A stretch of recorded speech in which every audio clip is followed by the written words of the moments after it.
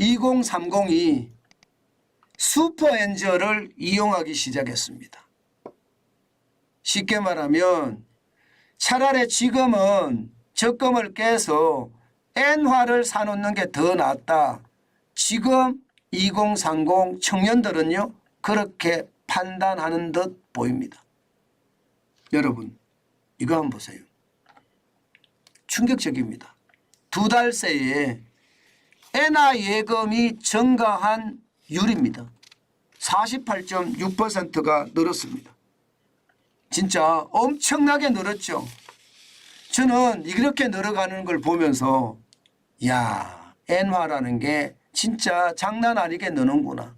엔저가 아니라 슈퍼 엔저니까 당연한 거겠구나 그런 생각도 해봤습니다. 여러분 실제 한번 보실래요? 얼마나 느는지. 여러분 보세요. 올해 들어섭니다. 1월 달만 하더라도 7,237억 엔이었습니다. 그러던 것이 말입니다. 이게 줄었거든요. 4월 달에는 무려 5,788억 엔까지 줄어들었습니다. 그러던 것이 4월, 5월, 6월 2달 사이에 지금 48.6% 2,813억 엔이 늘었습니다. 그래서 8,601억 엔이 됐습니다. 굉장히 빠른 속도로 늘죠. 진짜 빠른 속도로 늡니다. 많은 사람들이 엔화를 사는 거예요.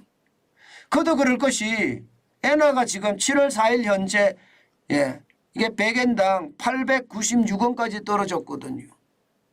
이게 과거에 많이 갈 때는요. 2020년 3월 20일만 하더라도 1191.34원이었고요. 그 전으로 돌아가면 2012년 6월 8일에는 1514.86까지 올라갔습니다. 그러니까 이거 언젠가는 엔화 올라간다. 이거 계속 떨어지겠느냐.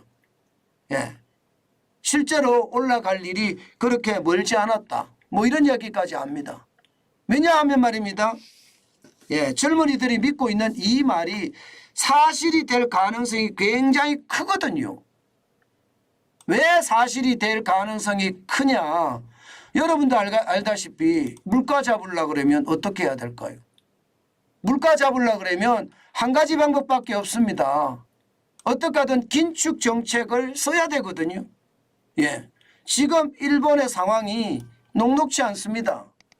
지금 긴축 정책을 쓰지 않고 물가를 잡을 수 있을까 싶어요. 여러분 실제로 한번 보세요. 물가가 굉장히 많이 올라갔잖아요. 2021년 1월에 4.3%까지 올라갔습니다. 5월에도 3.2%를 유지하고 있습니다. 안 떨어져요. 아니 뭐 3.2%가 뭐 높은 소비자 물가야 이렇게 이야기하지만 여러분 일본은요 그동안 말입니다. 일본식 불황이라고 해서 디플레이션이 계속됐어요. 잃어버린 10년, 잃어버린 20년, 잃어버린 30년이 나온 게 디플레이션 때문이거든요. 디플레이션이라는 게 저성장, 저물가였습니다. 물가가 보시다시피 굉장히 많이 이게 코로나19 이전에 보면 0점대의 물가가 항상 0점대 물가입니다.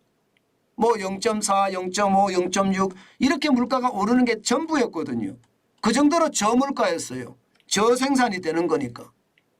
물가가 저물가면 소비를 덜 하니까 기업은 저생산이 될 수밖에 없겠죠. 공급은 그만큼 줄어들 수밖에 없겠죠. 그런데 지금 미국의 일본의 소비자 물가가 난리도 아닌 거예요. 3.2%라고 하더라도요. 이게 엄청나게 올라간 겁니다. 그러니까 시장에서는요. 언젠가는 올릴 거야. 이게 계속해서 YCC 정책이라고 일본의 채권 금리를 일정 수준으로 유지시키는 게 YCC 정책이거든요. 채권 금리가 떨어지면 막무가내란 말이 맞을 겁니다. 막무가내로 중앙은행에서 채권을 마구 사들입니다. 그러면 채권 금리가 일정 금액을 유지할 때까지 이게 일반적인 이게 통화 완화 정책보다 더 적극적인 통화 완화 정책이거든요. 그 정도로 말입니다. 일본은 엄청난 그런 통화 정책을 써왔거든요. 자, 그렇다면 이 물가를 잡아야 될 거 아니에요. 잡을 방법이 뭘까요? 그냥 계속 두는 거? 그러다 보니까 기시다 총리의 어떤 지지율이 쭉 떨어지는 거 보셨죠? 미스터 N은 뭐라고 했습니까? 미스터 N은 지금 엔화가 내년에는 160엔까지도 간다고 했어요. 160엔까지도. 더 떨어진다는 이야기예요. 지금보다 더 떨어진다는 이야기예요. 지금도 많이 떨어졌다고 하는 더 떨어진다는 이야기예요. 그 정도로 말입니다. 엔화의 저행진은 슈퍼 엔저 행진 정도가 아니라 심각한 행정이다. 그래서 제가 여러분들에게 늘 말씀드린 게 제가 그렇게 말씀을 드렸습니다. 엔화를 사시는 게 좋다. 첫 번째, 분할 매수로 사시라. 분할 매수로 사셔야 된다는 거. 이게 핵심입니다. 분할 매수. 그 분할 매수 사실 때 제가 두 번째 이야기한 게 뭔가 하면요. 내가 일본에 몇 번 여행할 것인가. 그것을 생각해 놓고 곱하기 배수를 해서 엔화를 사놓는 게 좋다. 그러면 분할 매수로 계속 사는 게 좋다. 그 말씀을 제가 드렸잖아요. 그게 점점 현실화돼 가고 있는 겁니다. 오죽했으면 여러분 2030들이 적금을 깨서 엔화를 산다 이런 이야기까지 나올까요? 그만큼 말입니다. 엔화가 저행진이다 이렇게 이야기할 수가 있습니다. 그런데 여러분 실질적으로 말입니다. 거주자 외화예금을 보면 엔화도 많이 늘고 있어요. 4월에 52억 2천만 달러였던 것이 5월에 62억 5천만 달러까지 늘었잖아요. 9억 3천만 달러나 늘었습니다.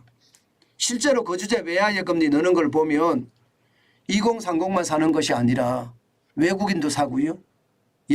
그리고 그 외에 많은 사람들도 산다는 거예요. 아마 정환진 TV를 보시는 많은 분들도 엔화를 사서 아마 예금을 들어뒀을 겁니다. 제가 엔화 사는 게 좋겠다 말씀을 드렸으니까요. 그렇지만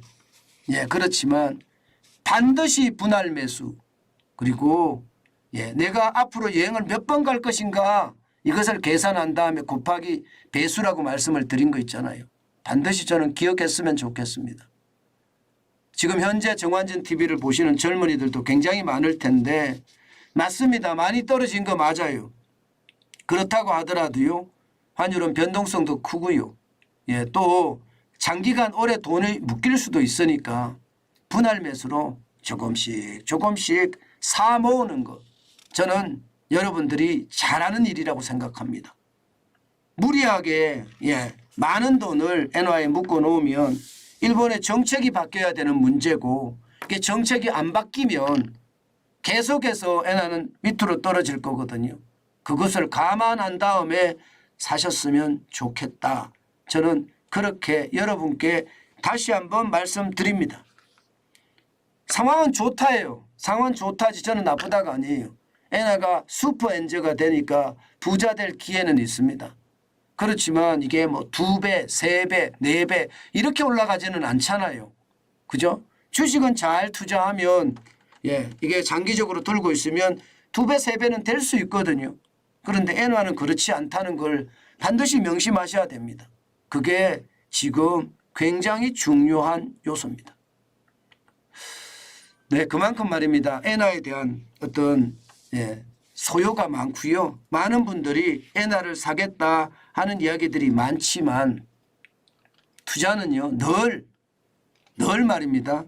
내 책임하에 투자해야 되고요. 그리고 내가 자신이 있어야 됩니다. 남들 따라 장에 가듯이 엔화를 계속 사는 것은 방법이 아니다. 엔화가 왜 올라갈 것이냐, 환율이 왜 올라갈 것이냐 그것을 감안해서 최소한 왜 올라가는지는 알고 있으면서 엔화를 사야 되지 않을까. 저는 그런 말씀 꼭 드립니다. 게다가 중요한 것은 2배, 3배 올라가지 않는다는 것도 알고 계셔야 될 사항 중에 하나고요. 저는 여러분들이 반드시 분할 매수와 또 2배, 3배 올라가지 않는다는 거 기억하셨으면 좋겠습니다.